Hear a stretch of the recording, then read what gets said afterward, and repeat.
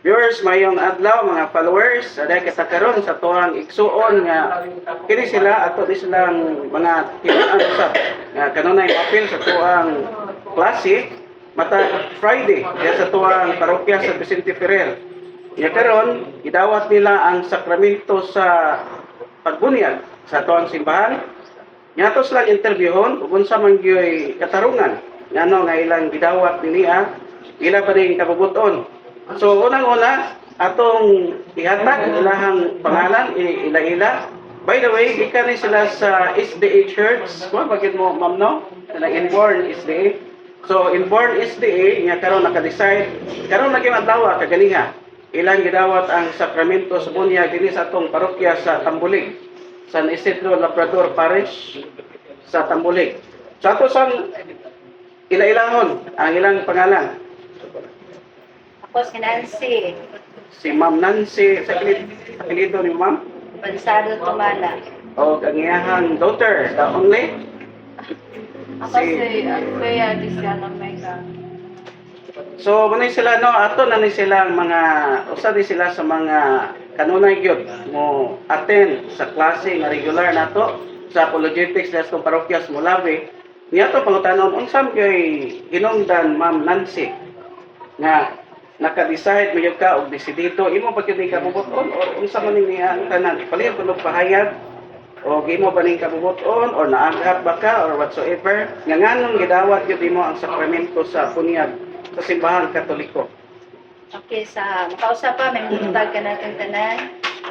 Usa gyud sa naagat na ko nga magtuon sa Roman Catholic is kanang founder. Kanang sa diya nga born Adventist ko from the womb sa ako ang sa akong mama. Dayon nagtubog gyud ko nga Seventh-day Adventist. Dayon abot na ko sa akong dasok-dasok nga edad. Then nahimo pa jud ko nga evangelist, then nahimo ko missionary sa amo ang sikta. Apan sa diya aduna ko na debate na ko na kon sa online. Then akong iyang gibat-bat nga ang founder gyud sa Roman Catholic is Jesus Christ. Perti na kung suko ato mga kaigsunan, mga higala tungod kay nagtuod ko nga ang Seventh-day Adventist ang Ginoo gyud na tukod niini. Apan sa diha nga sige kog study adunay usa ka tawo gi-recommend ko ni Sir Sunny dito sa Josepina nga i-recommend ko diri sa CFD group diha sa Mulabe mo tong nadawat ko nila. So sa akong pagtuon sa kada Biyernes ako na-realize nga na diri sa Roman Catholic ang tinuod nga pagtulunan, ang tinuod nga kanang tawag nato nga doktrina. Sa diha ko tigwali ko before ato nga nag-study ko ani kanang nahimo kong magwawali gyud sa asa diri sa church sa Tambulig. Ug ako gani nga makaingon ko nga kanang usag unsa pa gyud ko mag-Roman Catholic unsa man punad insuri gyud ko sa tanan nga kay matod pa diha sa kanang sa 1 John 4:1 na siya nga iya din na nga ayaw tuoy ang tanang espiritu apan sulayi sila kung kiniba sila kiniba gyud ang nagyabaani ang Espiritu Santo sa Dios or kiniba mga mini nga tawo o kiniba sila kaaway sa Dios. Moto nga misuri ko daghan kay pagatuan gani ginan ko nga nabuang na daw ko ang ako mga kadugo daghan kay mga batikos pero I still love them. Dayon ako nakita nga gyud diri ang kamatuoran kay sama nang sa Ezekiel 41:17 nga watong basa taman sa 20 nga ang templo nga pagatukuron sa mga apostoles giignan sila ni Jesus Christ nga kanang puno sa kerubin.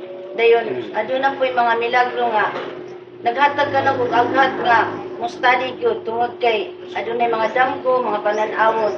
So mao na ni mga kaigsunan nga ato ala kung yangyo sa uban gani kung gipatikos mis kauban sa akong anak pasalamat ko nga wala po siya nagdumili sa pagpaminaw sa ko mismo siya na nakakuan jud siya nga tinuod jud ang Roman Catholic. Nag-eskwela man siya sa San Isidro High School from grade 7 to grade 12. Diha siya may graduate gani naglalis niya atong principal nga si sister Sister Nani dayon di na ko siya papilon bisag densely siya or di na ko siya papilon og kanang kada Friday kay sunset na lalong-lalo na kung Sabado Kaya Babylon siya kay usa po siya nga nahimo siyang champion diya sa kanta sa ilang academy, sa ilang school. Una nga mga kaigsunan, di lang yun ta, respeto lang ta sa uban nga kung galing nakasabot ang matag usa ka nato kung ang batikos nga among nabatunan karon amor gyapon nagpasalamatan tungod kay naside ko God has a perfect plan o ato lang mo submitan na tangan to kaniya. So daghang salamat sa atong safety sa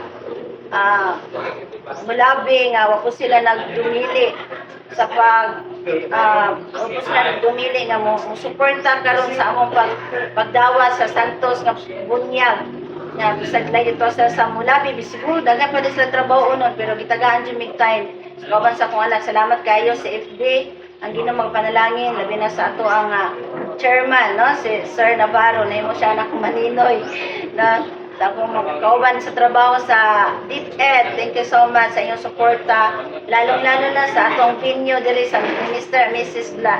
Lara. Salamat kayo sa inyong pagdawat kanamo o ang Ginoo magapanalangin kanato while we are waiting for the second coming of Jesus Christ, nga tunan jud nato ang kamaturan, ang gitukod ni Christ nga mao kini ang Roman Catholic. Nga diin kung galing daghan mamubati ko sa kuha, daghan mo ang ignan ba ko na nabuang nako pero salamat kayo gigugmag yapon mo nako kauban sa akong anak sa mga pagsulandangan sa akong kinabuhi.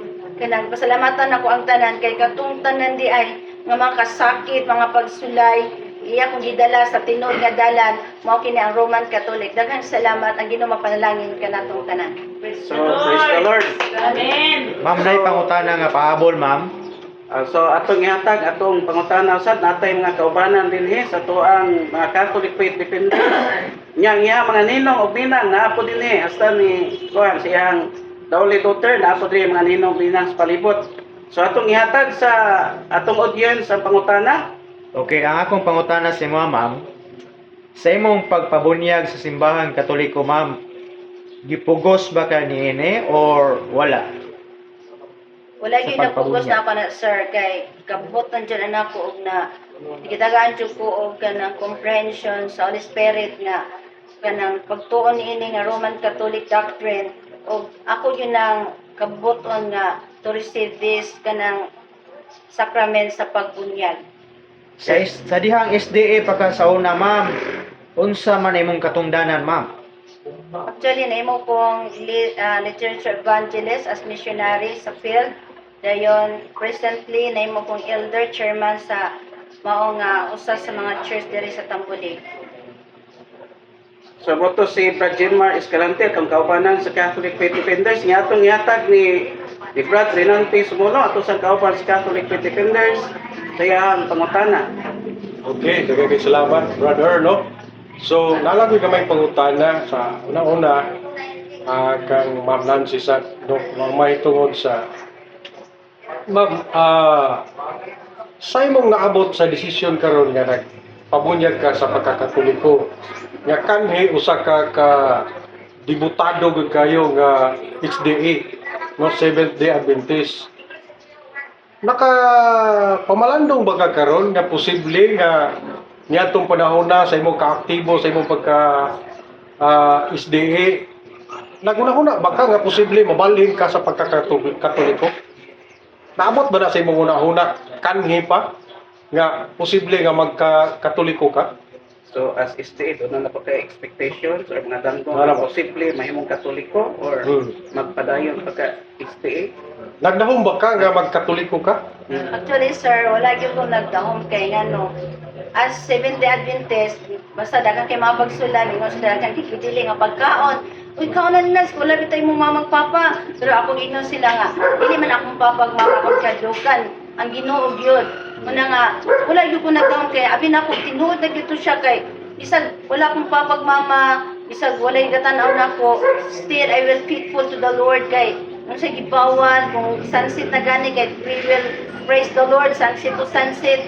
Bernice pagani nag-prepare na mi dili jud ko ana kay ngano man kanang nagtunad ko nga ang Seventh-day Adventist mo na gyud to siya. Kay wa ko gadawon pero later adunay mga adunay mga sinyalis ang Ginoo sa kuha.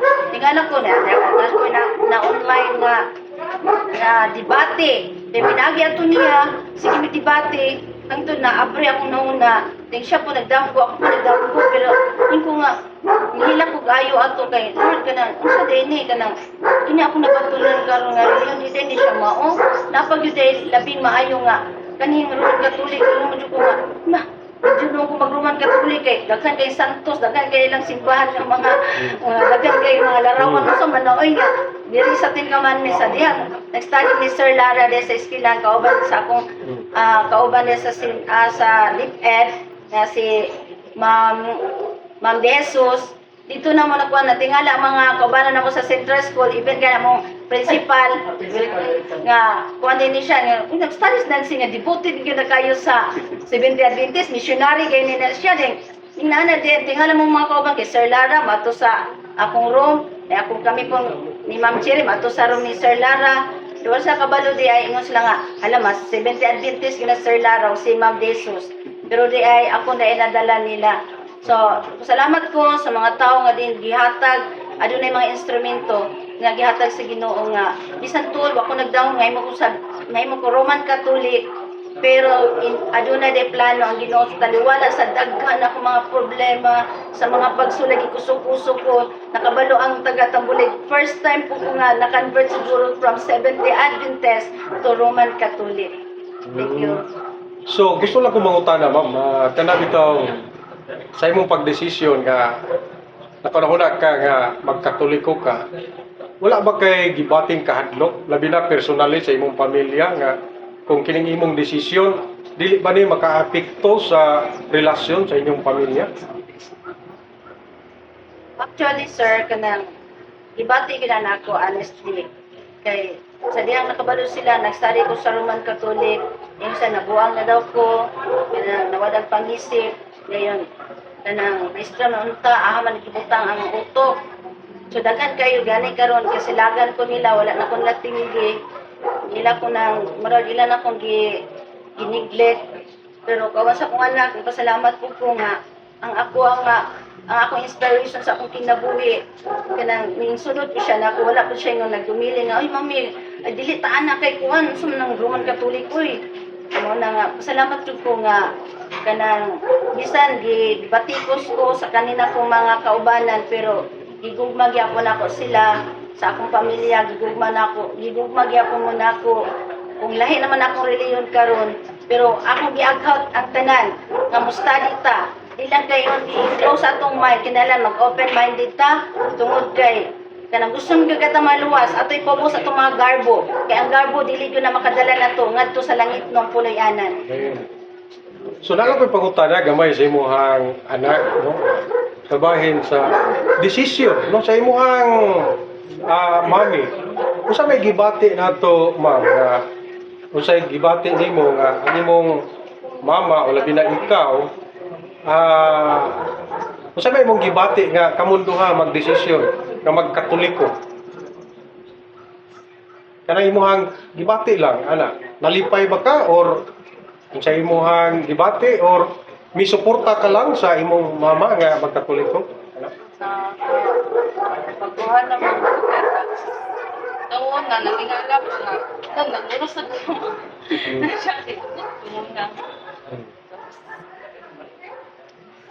Sige lang yun. So, isip inahan, no? Pwede, walang sa anak mo, sundon. Sa iya siguro kagalingon, siyempre, nabaguhan siya, pero gidawat po sa ginikanan sa mama, so munang ningsod siya isip anak. So, wala pa po siguro yung ginikanan, matudlo sa anak o kadautan. So, inana lang, no? So, nato lang auhag na nato mga kaigsunan nga non-Catholics, even pinsa diha nga magtuon jud sa kamatuoran. Kay natong timan-an nga usar gyud ka iglesia ang gitukod sa atong Ginoo. Nya kanang iglesia nga gitukod sa atong Ginoo, iyahan ang giubanan sa kanunay hangtod matapos ang kalibutan. Nasa Mateo 16:18 ngani nga atong Ginoo, et fortae inferi non prevalebant adversus iam. So kining simbahan nga gitukod sa atong Ginoo, maliso pay bukos kawayan inani ang kamaturan nga iyang gibanas kanunay bisan pa ang kamatayon dili makalumpag. So therefore, kung doon ay iglesia nga nag-exist gikan panahon ni Kristo ngadto sa mga apostoles hangtod karon mga tuiga mao na ang matuod nga iglesia. Kung mao na nakatuna ni Ma'am Nancy o bulang kalbinsido siya nga midawat sa sakramentos bunyag diha sa simbahang Katoliko. So para sa mga viewers nato lang buhaton nga mag-study lang gyud ta. Atong doki-dokion unsa man ang pundok atong ipasakupan. Mao ba na ang pundok nga gitukos ng Ginoo nga dili mapukan dito sa Jerusalem anyo 30 ngadto 33 ug hangtod karon. Ug ari simbahan Katoliko, ang simbahan Katoliko lamang ang butong makahatag o walay bukto na kutay sa mga pangulo gikan ni San Pedro hangtod ni Pope Leo XIV ang ika-267 ka Santo Papa. Bisag unsan tuiga pangutanon natong simbahan kinsay pangulo ni ana gikas tuig 33, tuig 100, tuig 200, tuig 1,000, tuig 500 ug hangtod karon ang Iglesia Katolika dunay ikatubag, dunay succession of popes or leadership ang simbahang Katoliko.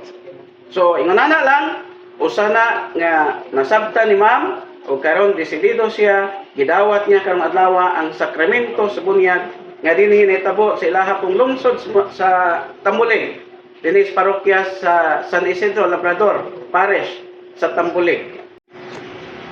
Okay, so usa sa iyahang mga ninay karon atong paminawon ang mensahe sa usa sa mga ninay ni Ma'am Nancy. Si Ma'am nalay pailay ang ninay. Okay, ako usa sa mga maninay ni Nancy, si Mrs. Flora Badana. Ang akong message lang nimo anakon, kay anako naman jud kanako. Una sa tanan ako pag welcome jud sa ato ang religion na ikaw bisan tuod man na daghan kay mga batikos gikan sa mga sa side ninyo, sa side sa mga sikta. So ikaw naka-survive gyud, no? Dayon, limang naot lang po ko nga ikaw magpabilin gyud nga mubarog dili pagpadala sa uban na ko pag-istorya sa isang mga daan ng mga kaisunan